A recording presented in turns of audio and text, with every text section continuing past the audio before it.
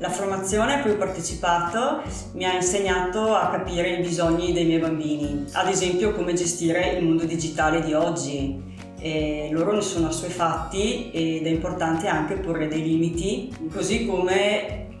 pensare a un futuro, a un loro possibile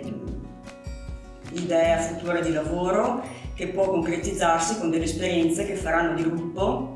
e dove possono rafforzare e maturare la loro idea. Ho partecipato alla formazione con le Lego